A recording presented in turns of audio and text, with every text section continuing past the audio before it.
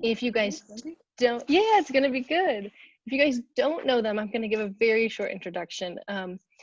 Barb has been printing artist books under the imprint of Triangular Press since 1979. Her work is stunning. If you don't know Barb's work, I highly recommend you go out and see more. It's book arts, it's animation, it's letterpress. Marilyn, I have just as high marks to say. You're a director, an animator, motion graphics, calligrapher, book artist, and that we can have both of you here to tell us more about the process of letterpress animation and hopefully give us some sneak peeks is just a wonderful way to spend our Friday. So thank you so much. And you two are in Portland, Oregon right now, right? Correct. Yeah. Right. Yeah. And we're at my studio, Zornado Studio, and I'm upstairs and Barb's downstairs. So she's down in the printing part and I'm up in the calligraphy section. Both of your backgrounds are out of this world, I have to say. So Marilyn, as a you've set it up beautifully. Okay. Yeah. I'll hand it over to you. A rubbing of Trajan's column in the meantime. Yeah, that's what's back there. I didn't do it though. So we have a PowerPoint that we put together, and we've been testing the animations that we want to play. And well, just say right off the bat that one of the downsides of Zoom is that we love that it's a two-way system that we can talk to you and see you, but it also means that sound and video recordings through the Zoom portal are really compromised. So we're going to give you links at the end to where to watch these films that we're showing in the way that they were intended. Ideally, they're intended to be seen on a big screen, but hopefully someday you'll see those. But through this presentation, you're going to see some that are, the quality is a little bit reduced, especially the sound quality for some reason is really affected. So if you find that the sound is just too much, just turn your sound down. But I'm going to mostly start with a PowerPoint talking about both of our backgrounds. And then we'll be showing films on and off, including some films of other people. And Marilyn, did you want to say something before I get started? I'm just going to say the picture also can skip based on how fast your bandwidth is for your Wi-Fi. So the picture may stop and stutter, but really it's all perfectly animated. Yeah. So if you think that this is really bad in any way, just know that it's not our fault, that it's actually brilliant. And we blame Zoom. Okay, so I'll put the links now and again later, so you guys can definitely watch them later when the presentation's not happening. Yeah, good. Okay, so I'm gonna share screen. So I'll give you a little bit of my own background first, and then Marilyn will talk about hers. So I started printing in 1979. I was a art student at the University of Wisconsin in Madison, so I have my own Wisconsin roots. And I studied with Walter Hamady, who I think many of you know passed away in September. Walter was a big influence on many of us. And for me, I just, obviously loved his typography, but I also loved how playful he was with his work. So this is an example of one of his gabber jabs on the right. And there's Walter on the left. Let me get my arrow here. Click. Okay, so I did my graduate work in the at the Art Institute of Chicago. And then after that, I ended up getting a job at the Silver Buckle Press in Madison, which fortunately is now held at Hamilton. So I don't know if any of you know that, but the Silver Buckle Press had to be dismantled. And instead of it being scattered to the wind, fortunately, Hamilton agreed to take it intact. And so I'm hoping to come back someday and use it again. But anyway, I was there as the printer and the printer curator for about 7 years, and printed a lot of books of poetry and other sorts of literary things. But I also started experimenting with really using the Vandercook as what I call a paintbrush, and organized this exquisite corpse as part of that project to see who else was working experimentally. So I mention this partly because it does lead up to the animation. One of the things that I love to do is to scrounge things at flea markets. And I collect a lot of old books that I take apart, and I collect old news cuts. So, copper engravings, zinc engravings. And I use these over and over again in my projects. This is a Gymno PD project that I did years ago on a discbound ledger using some different cuts. I've got way more than these, but when you look at the old time film and some other things, you'll see some of these things show up in the film. So I use them over and over again. I also have learned different experimental techniques and evolved some myself. So I learned how to print from wire as a way to draw spontaneously, to make line drawings on the Vandercook from a friend of mine in Germany. So that shows up in some of our printing. And I also discovered pressure printing when I was at the Silver Buckle in the late 80s. And so I think many of you now know that. Here's a couple of my artist books. The one on the left using some old engravings and wire.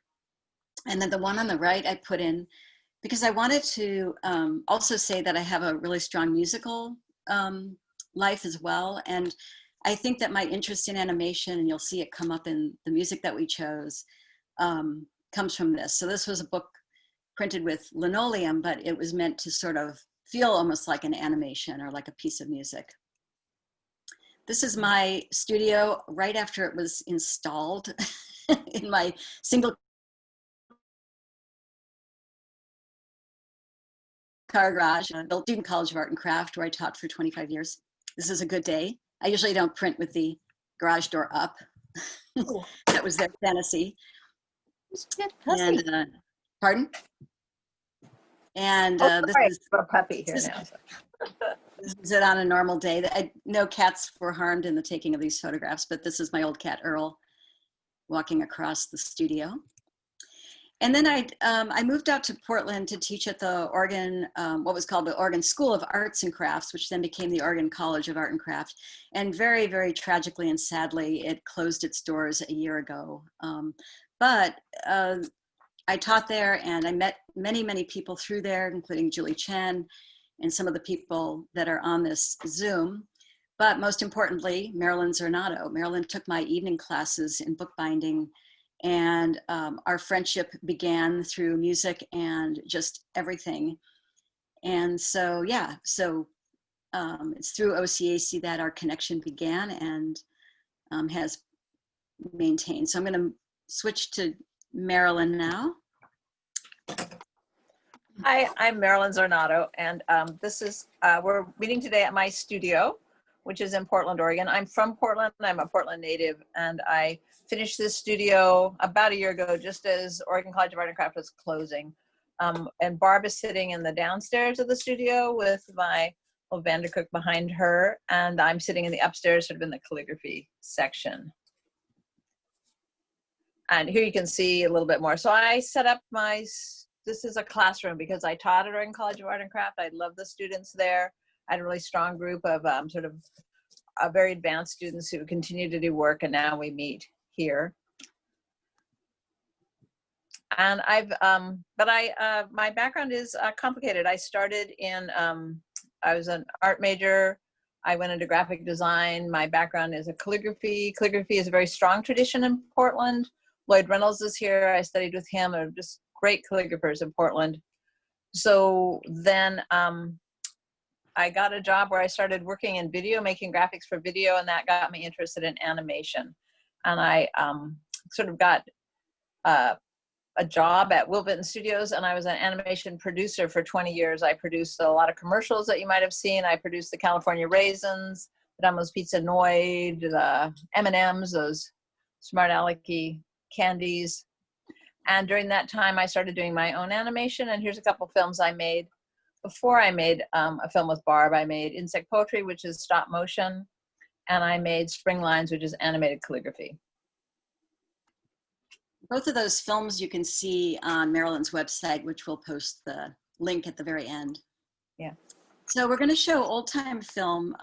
So old time film came about because Marilyn and I, just we see each other all the time. We have a lot of overlap in our lives, and Marilyn had this idea that we should do a letterpress printed animation because she hadn't seen letterpress used in her field. Though once we started working on the Vandercook, she said if animators had known about Vandercooks, they would have long ago used them because they're a precision tool.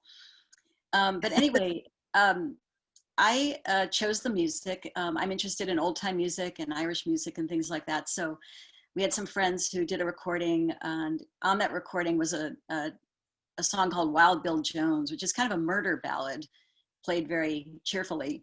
And so my idea was, let's just use this music, but we had permission, of course, but let's just, you know, print abstractly. Let's not worry about illustrating the song.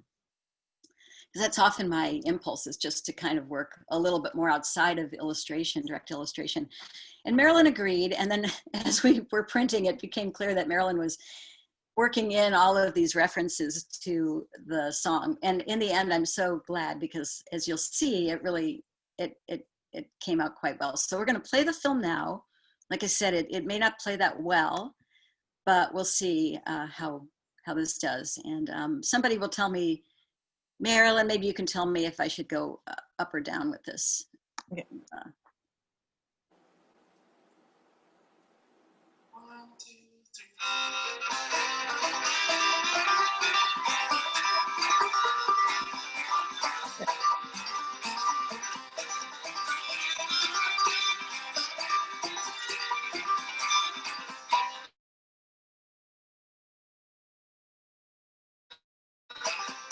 I walked upon that wild Bill Jones. He was walking and talking by my mother's side. I begged him to leave her alone. Please take down and pass around that long neck bottle. Have a drink on me. For today was the end of that wild Bill Jones, and tomorrow be the end of me.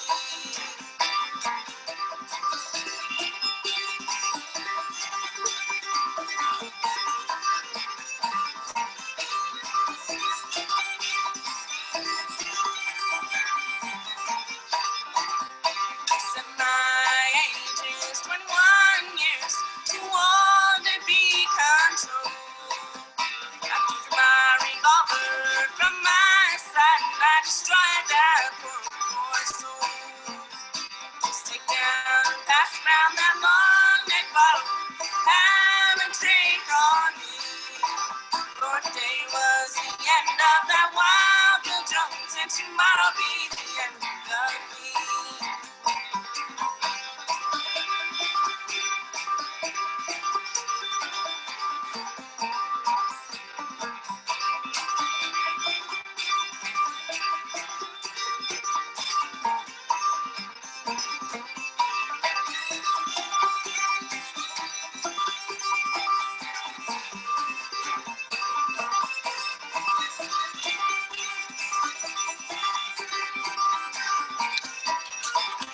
They put me in jail for 21 years.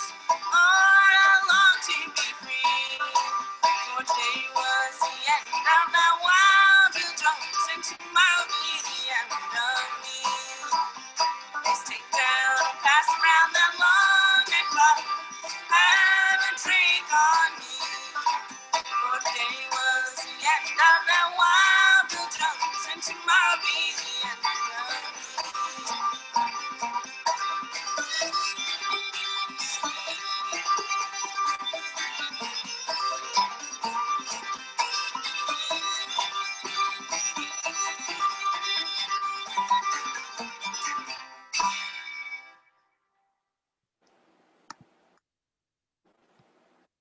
Okay. So that's where normally we'd all be applauding. Yes, yes, we'll have a couple of applause, a round of applause. That was great. So I hope that some of you, I mean, that many of you kind of understood intuitively what was happening, like, because you understand letter spacing and like what's happening right now, moving type from lowercase to uppercase. And Marilyn's going to talk a little bit now about some of these different animation tricks that we did that will connect to the letterpress. Yeah. So one of the things that I was really interested in taking advantage of was like all the things that type does and how handy a letterpress is. So right now you can see that this is just a switch from lowercase to uppercase. So we just switched out the letters. So we would print, switch a letter, print, switch a letter, print, switch a letter. So then here we ended up with like 8 or 12 prints. One thing we tried to do is, like, for every print, we always printed twice. And that's to get the chatter of the paper and the ink. And this is something that you don't see like in After Effects, which I also teach. But you, by printing it on the paper twice or even more, you get that beautiful chatter of how the ink looks on the paper. So if you watch this film again on Vimeo, you'll be able to look for that, and you'll see that that is one of the things that's happening. So this was a pretty simple lockup where we just switched this out. Barb, you want to switch to the, okay, and this one, we thought this was hilarious to us. So we had it start with Roman at the beginning, and then it moves to italic to leave. So that's like what animation would do. It would start straight and then leave going at an angle. So that, we thought that was hilarious. And what's next? On this one, these are different examples where we're just changing the spacing or the leading. So on long neck bottle, we're changing the space between the letters. We're just adding spaces. And then on the other one, we're adding leading to move it up and down, or moving the leading up and down underneath it. I hope that's clear. It's a little dark. And this one with jail, this is another one where we're changing the spacing and letting it come in. And you can see we've switched the letters down so they have that feeling of bars upside down. And there's a little bump in there, and that's intentional. Sometimes in animation, you move things past where they need to go and then come back, and that gives it a little snap. So you can kind of see that. So we went a little fast. Which is next? And So- here's another thing. What? We do have a question that was from a couple ago. Do you mind if I ask a question before you move on? Sure. Is this okay? Or I might- Somebody's, Oh, go ahead. it was the double hitting. You were printing 2 images, right? So that you had 2 prints, not just double hitting Yeah. 1 image. What? Well, we've had, Right. yeah, we have Yeah, 2 prints. yeah. So we were printing multiple pages Mm-hmm. because we wanted to have a little bit of animation of the ink itself and the paper itself. Yeah, so same location, but there might be a shift in, the paper changes a bit or where it hits. Right. Right. So a Because, slight subtlety. Hmm. yeah. And, you know, if you have a paper like on this one, the background is different because it's a rough paper. Yep. I mean, it's got a paper with a little bit of a speckle in it. And then on this other one, we have lined paper. So you get to see that too. Because it was really important for us both to have the feel of the paper, you know, to really look like this was printed and not just stuck on in InDesign. Like that, this is really printed on paper. And so you see a little bit of chatter. Wonderful. Thank you. Which Barb hates, by the way, but no, she likes it now. But one thing that we did was print a big stack of these, this couple dancing. And then we used it in different ways. So Marilyn scanned it so that we had it just on its own. But the beauty of Letterpress is obviously you can go back and do layers. And so we, you know, first animated just them and scanned it. So we had that little movie, and then added the yellow piece of linoleum that went through, then added the ornaments. And then as you saw in the film, there was like a little sheep that even came through. Yeah. So like when we printed this, we would print each of the positions like multiple times, and then we'd move it and print it multiple times to that, and then reorganize them so they're in order of the animation, if that makes sense. Yeah. Okay, here's another one where we changed the ink. We just kept printing and we changed how it was inked. And then we printed over the top later with those dots, but you can see underneath, like Barb had a whole bunch of inks, and we just change it on the press. Yeah, just the brayer, just hitting it different ways with the brayer. Yeah. And this was leading, just between whatever those are called, long skinny things. What are they called? What are they called? This is the group to Ruler? ask. So Ruling. rules, fancy dash. Yeah, they're like decorative rule, but yeah. Yeah. I think I'm particularly proud of this one. I think we really got it. I mean, it's not showing up as beautifully right now because of Zoom, but it has a really great pumping motion that was not easy to get. Decorative rules, someone wrote. Okay, so here's a little bit of planning our sequences. So on the left, you see the circles that we printed. So we started by printing all of the circles, right? So all the circles were laid down, and then we just removed them. So that was like working backwards. So that's a really handy way to work, because working forwards when you're leaning over a press and putting these wires down would be really painful. And these wires are stuck on like double sticky carpet tape. So like, they're stuck on, and then we just pulled each one off. So I numbered them so we knew how many frames we had. And then on the right, you can see something else where we're just figuring out how, like the timing for the word years, how many spaces we have between it. Let's see the next one, Barb. Okay, here you can see that, the wire printing. And then also we just printed a bunch of different papers for every frame. So we get that kind of Sesame Street moment. Yeah. Yeah, and Sesame Street, a lot of that was made by great animators.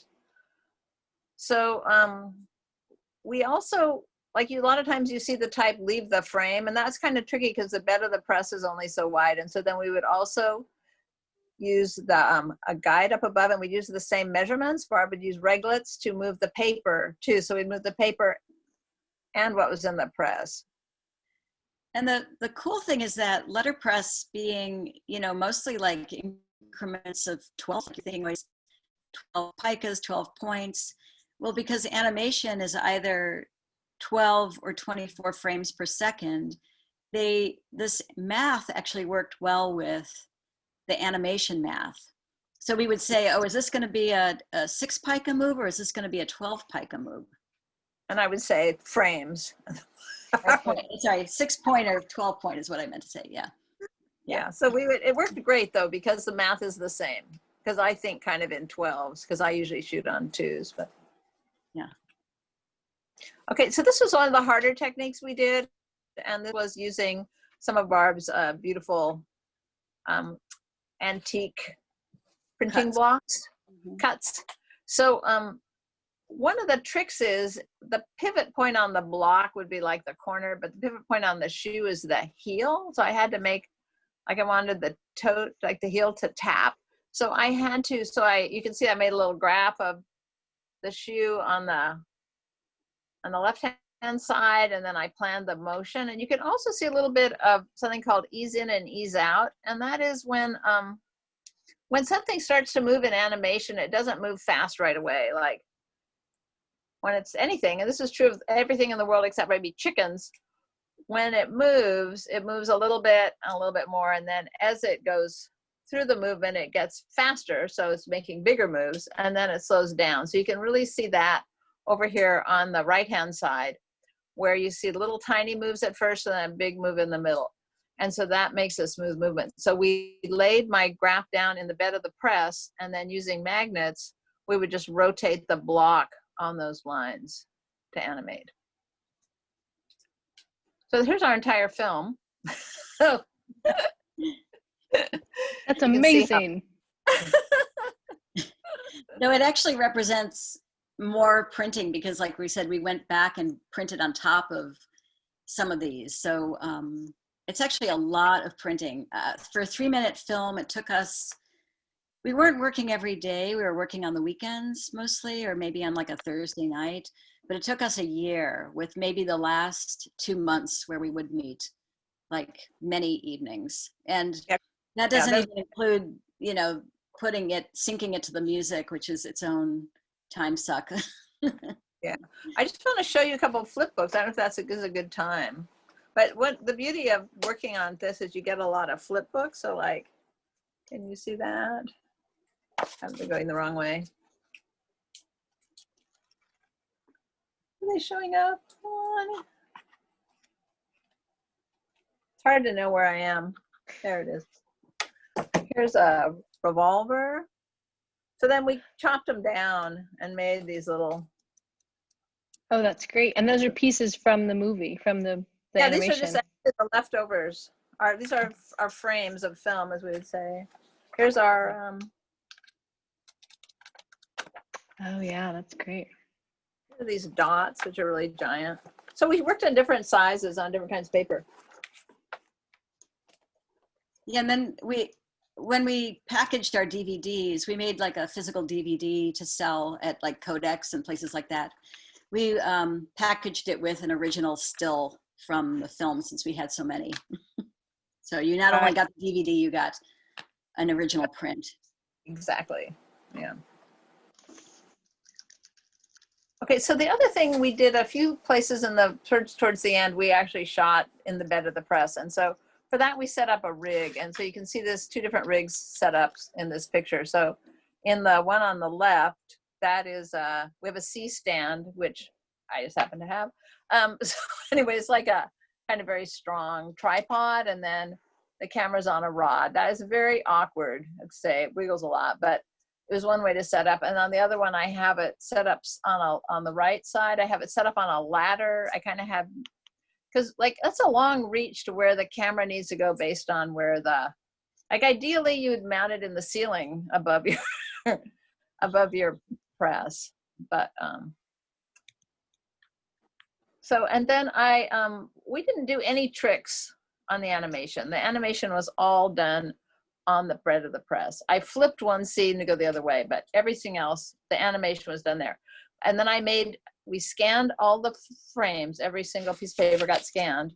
And I have a batch scanner for that, but you could just scan them. It doesn't take forever or get a hire someone to do it. But then I made movies out of those, little QuickTime movies, and brought those into Premiere. And so you can see here I'm editing in Premiere. So each of those little squares on the right side represents one of the little scenes. So we shot the scenes individually, made little movies out of them, and then arranged them there, and the music was in there, and then we could move them around to the music. Mm-hmm. This is a really fun part of the process. I mean, it's a lot of work, but this is where I really got to sort of be more of a filmmaker than just making these little tiny, more like flip book printed pieces. So Marilyn did most of this work, but I've learned it in the meantime, and I really like it. Barb learned Premiere. I know. Yeah, it's good. It's not that hard. Yeah, it's hard enough, but in the range of things, it's not as bad as trying to learn, InDesign or something like that. Anyway, so we're going to talk about French film, which was our second collaboration. This one we wanted to focus on pressure printing. And so actually the animation was quite different. It ended up being a lot of cut paper collage in order to do the animation. So rather than having things moving in the bed of the press, things were moving on the different pieces of collage. So we could work out that, basically just on a table in the studio and then print them in sequence. We did do other things that you'll see, but if you don't know pressure printing, these are some scenes. You can see we used all these little figures that were exercising that came from a little book that I had. And pressure printing gives you this wonderful atmospheric look. It's kind of almost like a rubbing technique. You're using the press as a rubbing tool. And so you're getting the background a little bit as well as the higher areas. And then there's always this lovely haloing around the larger shapes, the thicker shapes. And here's an example of a pressure print plate on the left. It's plaid made with just blue tape. And then whatever's in the bed of the press, as long as it's type high, will be affected by that pressure plate. So the pressure plate is put behind your printing paper. So it goes on the tympan instead of in the bed of the press. It never gets ink on it. Goes behind your paper, and then as the paper comes across whatever's in the bed of the press, the pressure print plate grabs more or less ink from that surface. So that surface, traditionally, a lot of people just work with a piece of plexiglass that's inked up, and then they use that whole surface. But you can also just cut smaller shapes out of linoleum. So in this case, you'll see on the right, we're just more like smaller linoleum shapes. It's a fun process. I think people really like it. And then, yeah, we'll show you a little bit of French film. We won't show the whole film because this one starts to break down, unfortunately, a little bit quicker than we'd like. Okay.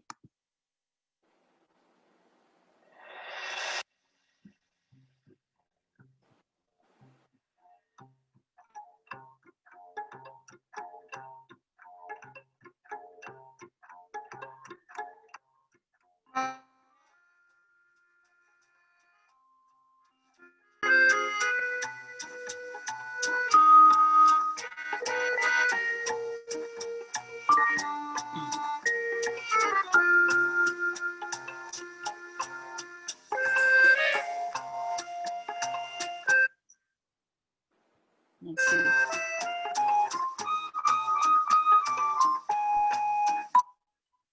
No, it's not happy.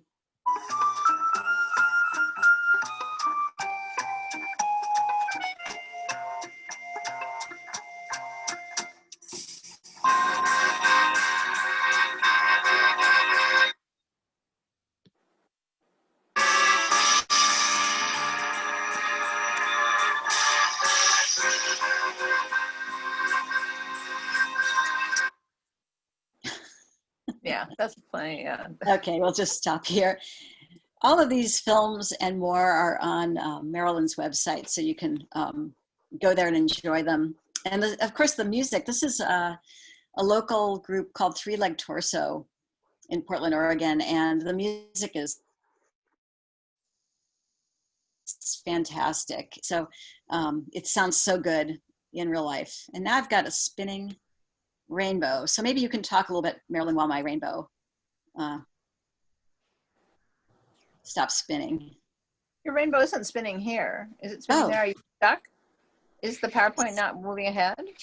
Not moving ahead.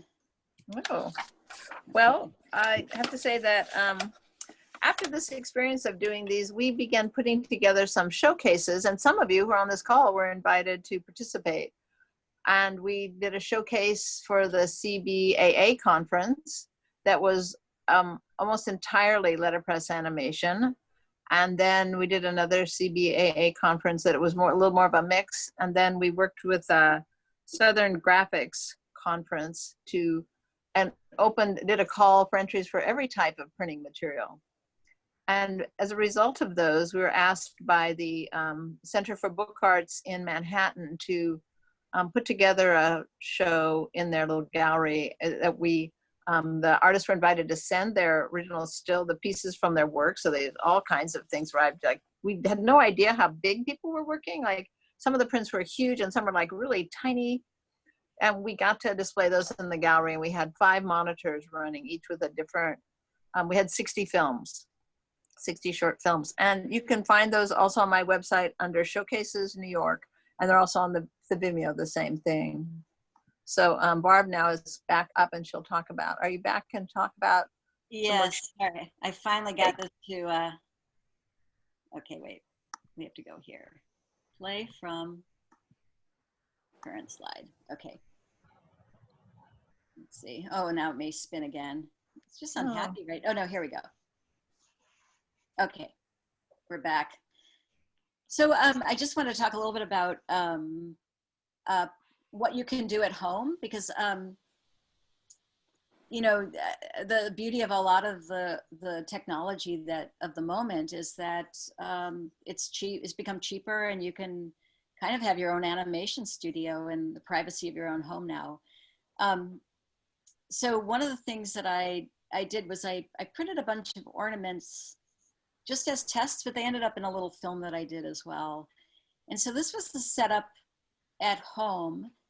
I printed these skyline ornaments in these grids, and then moved them in different ways, numbered them, and then made a registration system so that I could do them in order. And then I made a kind of what I call a bridge, something to hold the camera. In this case, it was like a little metal frame, but I ended up making one out of foam core that worked better. But I don't have that photograph right now. But just to say, if you were going to do this on your own, I know there was somebody who came on who said they were going to immediately run and try this at home. You want to make sure that your images are in the same place all the time. And then you want to also have your camera in a stable position. And the camera that I was using was like an iPhone, though I was using an iPod Touch. And on it was iMotion Pro, which is a little app that you can get. There's a free version of iMotion, but do not get the free version. Get the Pro. It only costs like $3. And then that will allow you to upload it to other things. So it has what's called an onion skinning feature, which means that you can look through the viewfinder and see a ghost of the frame that was before. So you can line things up and just see kind of what's going to happen next before you click and advance it. What it does is it takes a series of pictures and then it will play them. And if you like them, then you can transform them into a little movie. So this is how I made a little one that I'll show you in a second. We put here the tips.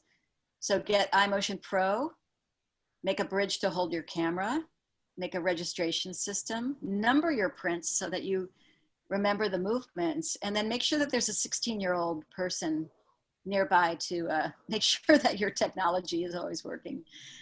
And then, can I say something here? Okay, sure. So somebody put in and said there's other programs. There's tons of other programs. And the reason that I recommend iMotion Pro is that it has fewer buttons. It's less complicated. Procreate does work. That's great. And if you know those other programs, good for you. But if you don't, you can learn iMotion Pro in like 3 minutes and make little movies and then just mail them to yourself or put them on them, you know. So it's a very easy place to start. But if you have other tools, of course, use those. So this is a movement that I did using the skyline type ornaments. And you can see how that is moving. I did this just as a little test, but I really like it. It has a really nice movement, I think. There we go. So we wanted to show you some films that were made by other people that we've ended up putting in our showcases. Some of them I know have been participants in either the Hamilton Hangar there or I saw them on the Make Ready conference. I think Judith Poirier either is coming or did come to Hamilton. She has come and she is coming this year as well. Okay. And Vita, I know, has a big role to play as well. Anyway, so some of you may know these people. We took out the sound just to make this a little bit easier, but we might do some talking over. So we're starting with Tony Patterson, who had a really funky song that he was playing. Marilyn, do you want to say something about these? So this is a technique, we call it pixelation, which meant originally shooting pixies did the work. So you can see that he set up his camera on an intervalometer, which now most of the cameras have, most of the iPhones have. This is wood type. This is Claire and Angie. How beautiful that is.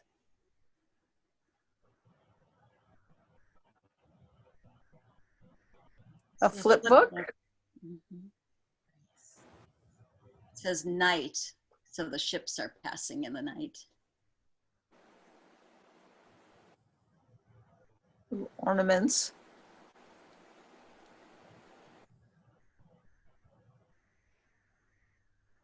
Imagine if Star-Shaped Press decided to do some animation.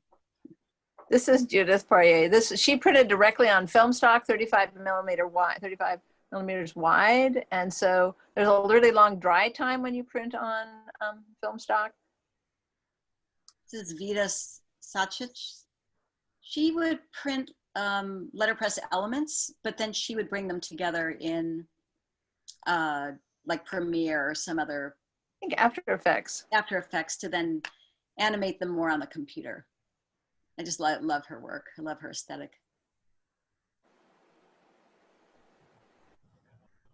This is Devin DeMonte. He also printed on film stock, and this is a film loop that's really beautiful. This is a Walt Whitman poem. We included this in a Walt Whitman 200th birthday showcase, and he performed it with his projector being on the stage and then projected it onto a book and different things. But I just love the look of the printing directly on film. Mm-hmm.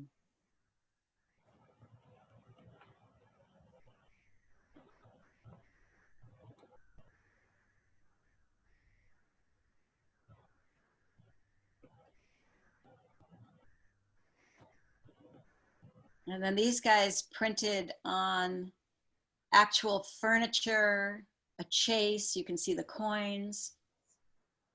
It's a really fun film. I think it had a nice soundtrack too. That was very machine-like.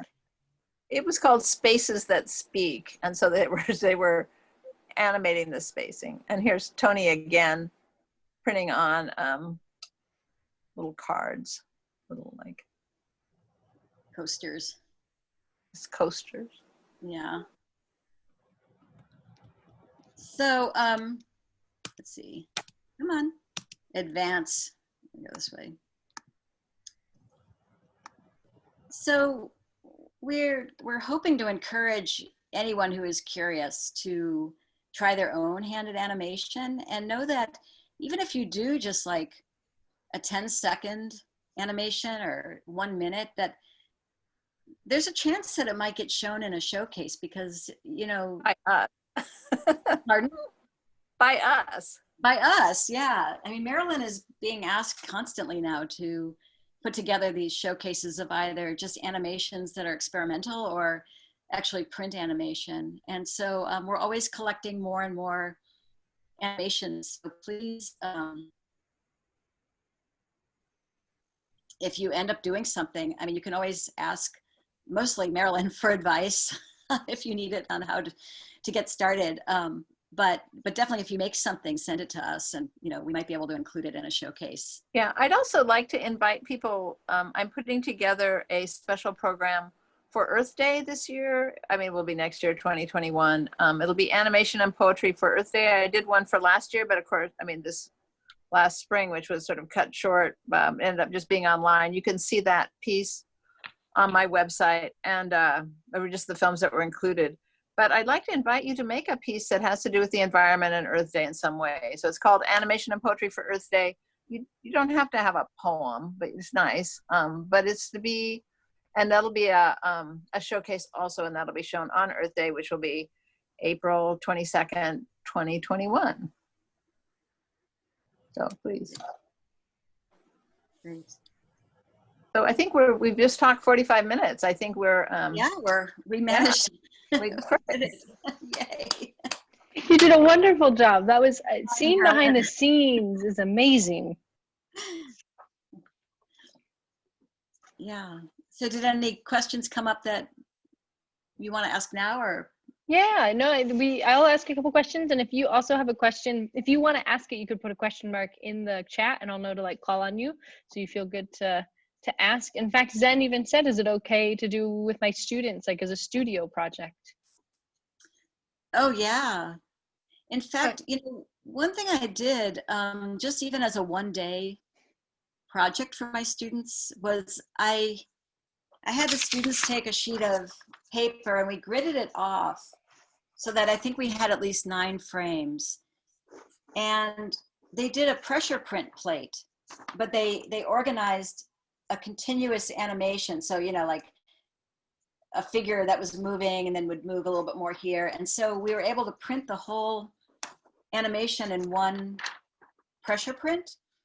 And then I then set up the camera to shoot them individually. And that didn't take that long to do. And I ended up making little animations of their pressure print plates in just like another day. So, I mean, there's many ways to do it. You know, with the wire, you could do so much. And obviously with type is so movable as well. The thing to think about when you're doing that is you need to think in advance how you're going to shoot it and how you're going to set up your stand and how big it's going to be, and do a test, because you can really get into a jam that would be easy to solve another way. So if you're going to do something with your students, like practice first and see where your technical problems are going to be. Because sometimes it's hard to get off your camera. With stop motion, you can email it to yourself, but you know, there's other ways to work. So just think about that in advance. I'm pretty sure. I think these kids are more tech wise than me. So it's like we can start with the project and then see if they also have any inputs of their own, like as an idea. I never knew, you know, because they are very good in animation, doing all those stuff. So probably, but yes, I would totally take your ideas and your suggestions, like this is how we can start something and then see how do we follow. Yeah, and I would really like to start with your films. Like I would like to introduce both of you and then start with a film, like how they are doing it. And it has taken a year to build up something like this. So it can be possible that you might not end up with a whole and soul film, but you will move towards a progress. So I mean, giving a motivation from you two would be amazing. Yeah, yeah. Oh, you have it. Yeah. Like definitely doing those showcases and putting out a call just into the universe and saying, you know, anyone who's, you know, been doing something or is interested, please send us. And just getting some of these films, we had no idea. There's a woman named Lily Carre who did this pressure printed film that just blew us away. And yeah, there's just so much beautiful stuff out there, and everybody's always innovating. You know, there's always yet another way to try something. You know, we've tried our techniques and you know, are happy with them, but there's so much more that we could do. So curious to see what your students would do.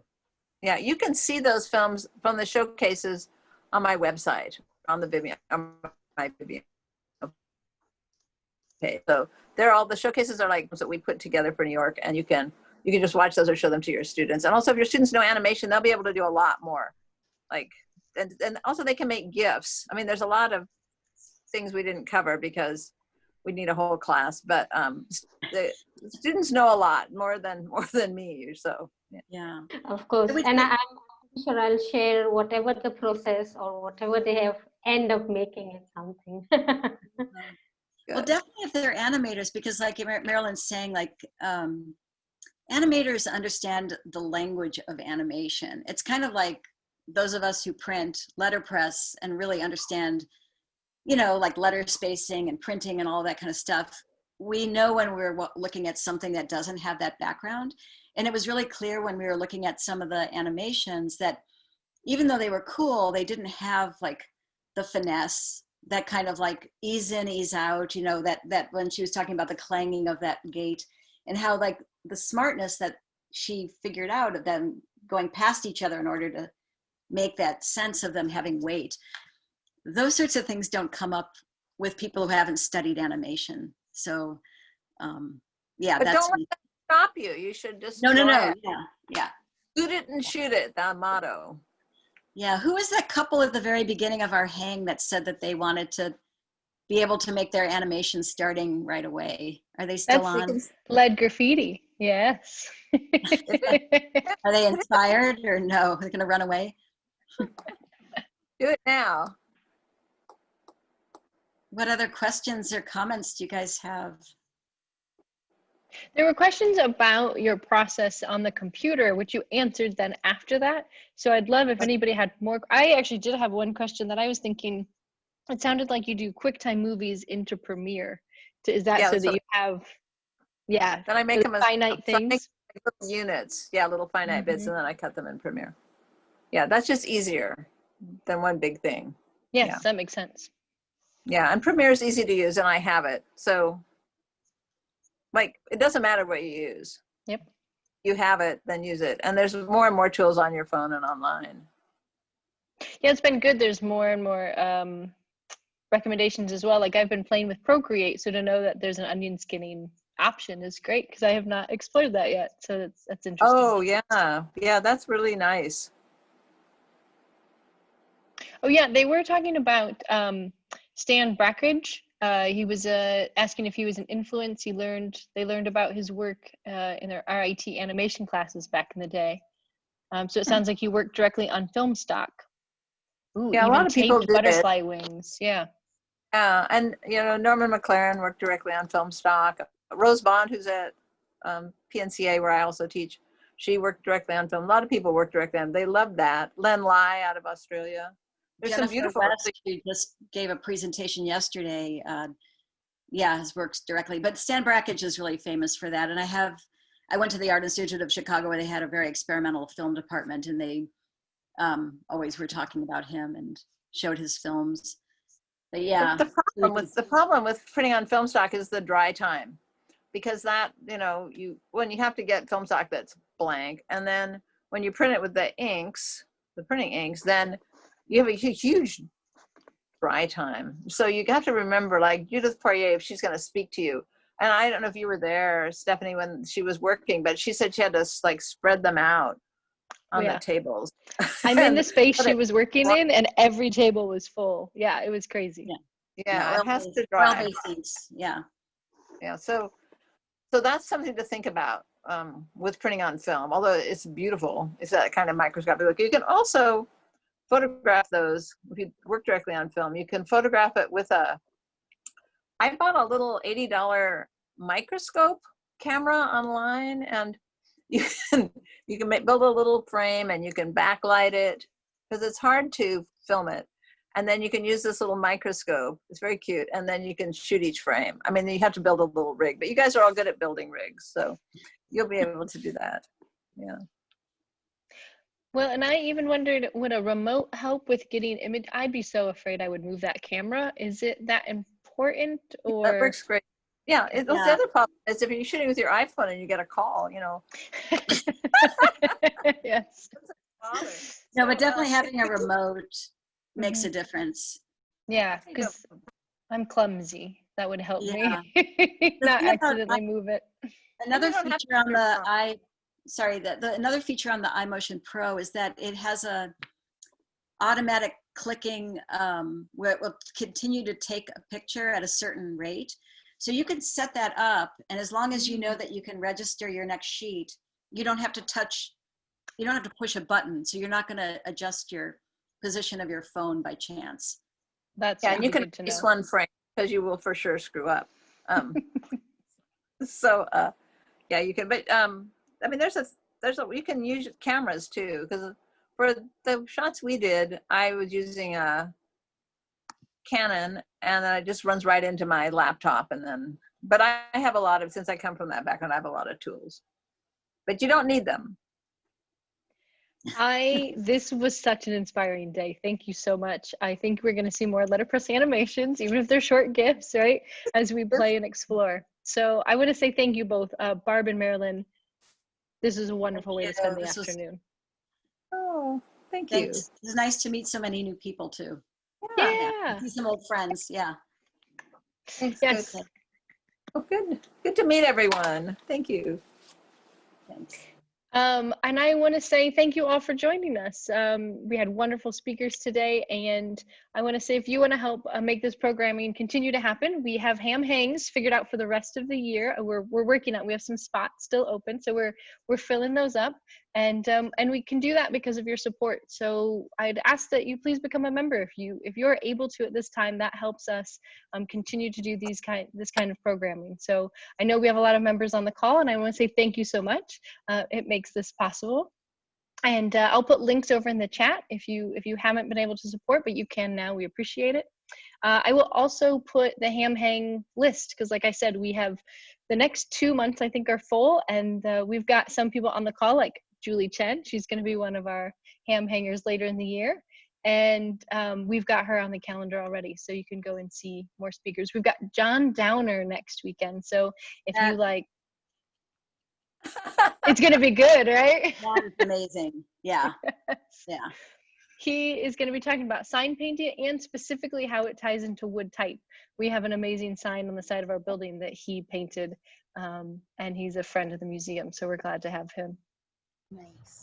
And also, I will tell you about Ways Goose. If you don't know, we're having a conference. We have a conference every year. In fact, this is our 11th or 12th year. It's getting up there. And we have had to go online. So we are having an Ways Goose this year. And we've made it really affordable. It's only $50 at the regular level, $125 if you want the goodie bag, and $20 or I think $35 for students. So we really wanted to make sure as many students could join us this year. And there are scholarships. So I'll put those links over right now. So if you want to know any more information about any of it, let me know, because that's why I'm here. So thank you again all for joining us today. Look, 12:59, right in under the 1 p.m. wire. So thank you all for coming today. I'm so glad you joined us. Thank you. Thank Bye. you. Thank you. Thank you, Stephanie. Yeah, thank you, Marilyn. You guys are awesome.